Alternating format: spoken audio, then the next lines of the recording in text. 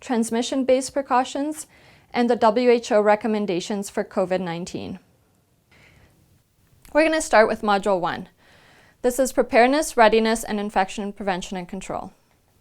The learning objectives of this module are to define infection prevention and control and its role in the context of preparedness, readiness, and response. Preparedness for outbreaks is part of a larger process known as the Principles of Emergency Management.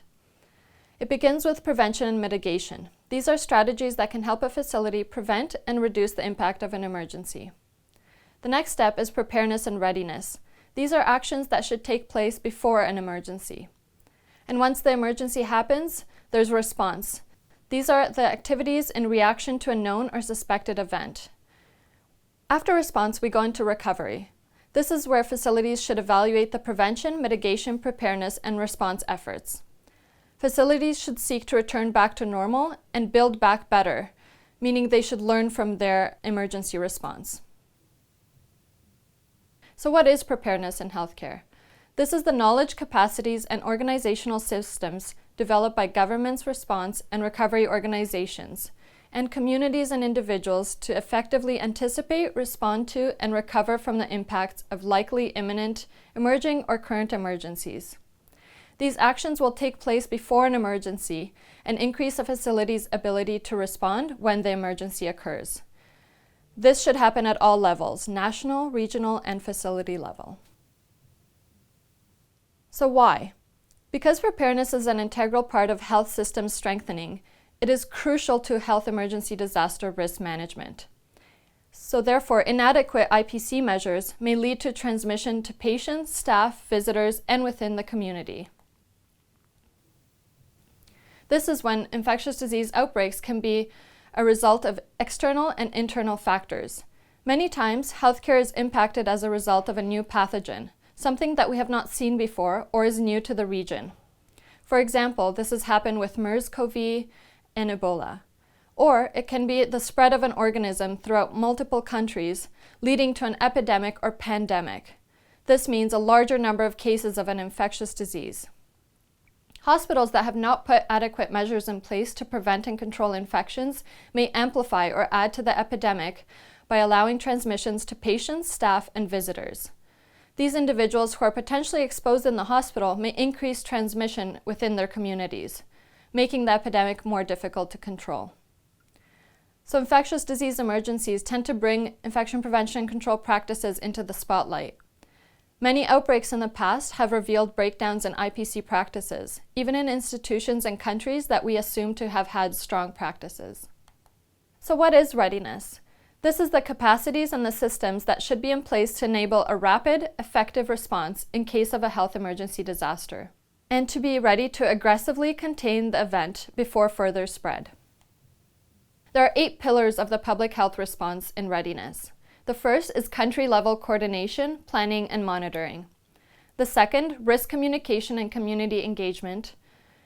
And then we go into the surveillance, epidemiologic investigations, rapid response, and case investigation.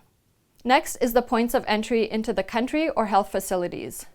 The national laboratories, infection prevention and control team, and measures put in place by this team, the case management, and the operations support and logistics, including contingency plans and funding mechanisms. These slides go into a little bit more detail about each of the pillars of readiness. So the first one, as I mentioned, refers to the multi-sectoral and multi-partner coordination mechanisms that support the preparedness and response. This is when you should be engaging with national authorities and key partners to develop a country-specific operational plan with estimated resource requirements for COVID preparedness and response, or preferably adapt existing pandemic preparedness plans, such as an influenza one if it exists. This is also when you should be conducting initial capacity assessments and risk analysis, including mapping of vulnerable populations. You should also be beginning to establish metrics and monitoring as part of the evaluation systems that will assess the effectiveness and impact of these plan measures. The second goes into establishing an incident management team. So this is where you're including rapid deployment of designated staff from national and partner organizations within a public health emergency operations center, or equivalent if you have available. This is where you identify, train, and designate spokespeople. You engage with local donors and existing programs to mobilize resources and capacities to implement the operational plan. You should also be reviewing regulatory requirements and legal basis of all potential public health measures. Here, you also should be monitoring the implementation of SCOOP based on key performance indicators in the SRP and produce regular situation reports. The third part is where you should be conducting regular operational reviews to assess the implementation success and assess the epidemiological situation and adjust operational plans as necessary. Here, you should be conducting after-action reviews in accordance with the IHR policies as required. And in terms of the COVID outbreak, this is where you should be learning from the existing plans, systems, and lesson learning exercises to inform future preparedness and response activities. So what is infection prevention and control? Well, IPC is a basic requirement for outbreak preparedness and a critical element of readiness. It should be an ongoing activity undertaken by the national program and by the IPC focal points, IPC team, and committee at the healthcare facility level. It is a scientific approach with practical solutions designed to prevent harm caused by infections to patients and healthcare workers. It is grounded in principles of infectious disease, epidemiology, social science, and health system strengthening, as well as rooted in patient safety and health service quality. So who is at risk of infection? Well, everyone. Infection prevention and control measures can protect you as the healthcare worker, can protect your patients, and protect your family and the community at large. Some of the IPC goals in outbreak preparedness are to reduce transmission of healthcare-associated infections, to enhance the safety of staff, patients, and visitors, to enhance the ability of the organization or the health facility to respond to an outbreak, and to reduce the risk of the healthcare facility from amplifying the outbreak. The core components for effective IPC programs in all contexts is displayed here, surrounded by the multimodal strategies. This figure provides a visual representation of the 8 core components of infection prevention and control, and highlights how the guideline recommendations interconnect with each other. The outermost layer addresses the multimodal strategies, which are key to effective implementation. And effective IPC programs must be based on the implementation of all core components. If no IPC knowledge, system, organization, and resources are in place, it is unlikely that a country or a healthcare facility is able to respond effectively to an outbreak. Since 2017, WHO has made available the guidelines on core components of IPC programs at the national and acute healthcare facility levels. These are a number of supporting documents and implementation tools, and in 2019, the minimum requirements for IPC core components were released as the minimum measures that need to be in place at both the national and facility levels. These are just the starting point on the journey to full implementation of the full requirements outlined in the core components. Thus, the minimum requirements represent the starting point for undertaking the journey to build strong and effective IPC programs. They should be in place for all countries and all healthcare facilities to support further progress towards full implementation of the core components.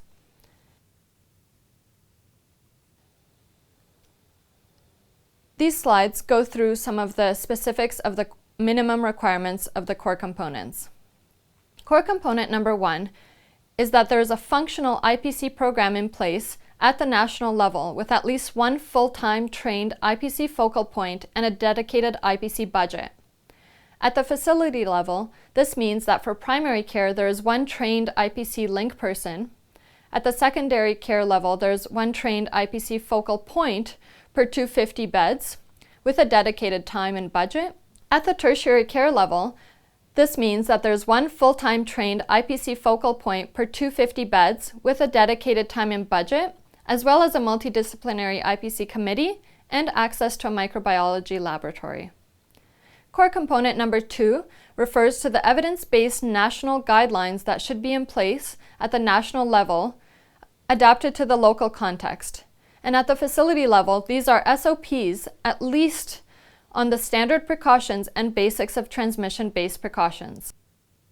At the secondary and tertiary care level, this means that there are SOPs not just on the basics and the transmission-based precautions, but additionally also on surgery, prevention of endemic hospital-acquired infections, and occupational health.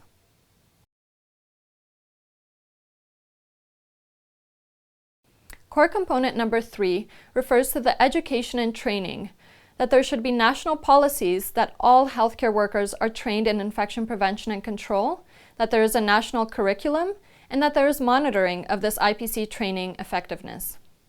At the facility level, this includes IPC training for all clinical frontline staff and cleaners upon hire, but also regularly, annually, and in specific IPC training for IPC focal points.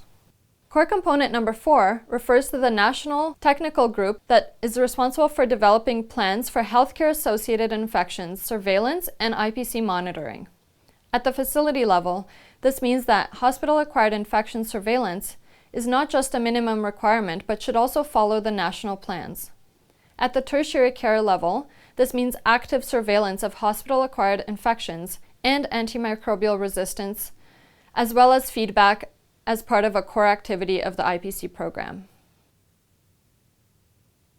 Core component number 5 refers to the multimodal improvement strategies. These should be implemented for IPC interventions at all levels. At the facility level, in primary care, the multimodal improvement strategies should be in place to implement priority IPC measures. These are hand hygiene, injection safety, decontamination of medical equipment, and environmental cleaning. At the secondary care level, the implementation of all standard and transmission-based precautions and for triage. At the tertiary care level, it includes all of those above, as well as for specific types of healthcare-acquired infections, according to the local risk and epidemiology. Core component number 6 refers to the national technical group at the national level that is responsible for IPC monitoring, developing plans and recommendations, and indicators, and systems training. At the facility level, for primary care, this means monitoring of IPC indicators based on the IPC priorities. At the secondary and tertiary care level, this means a dedicated individual responsible for IPC monitoring and timely feedback, as well as having hand hygiene as a priority indicator. Core component number 7 refers to the workload, staffing, and bed occupancy levels. At the national level, there should be plans in place for these. At the facility level, there should be systems for patient flow, triage, and for the management of consultations. At bare minimum at the primary level, these should be in place to optimize staffing levels, and facilities must undertake assessments of facility-appropriate staffing levels to determine what is appropriate for them. At the secondary and tertiary care levels, there should be systems in place to manage the use of space and establish standard bed capacity for the facility. There should be no more than 1 patient per bed and at least 1 meter between the edges of the beds. To optimize staffing levels, facilities must undertake assessments of their appropriate staffing levels. Core component number 8 refers to the built environment, the materials, and the equipment necessary for IPC programs. At the facility level, for patient care, this refers to patient care activities that should be undertaken in a clean and hygienic environment. Facilities should include separate areas for sanitation activities, decontamination and reprocessing medical equipment, and have sufficient IPC supplies and equipment for providing IPC measures. At the secondary and tertiary care level, facilities should have sufficient single isolation rooms or the ability to cohort if appropriate.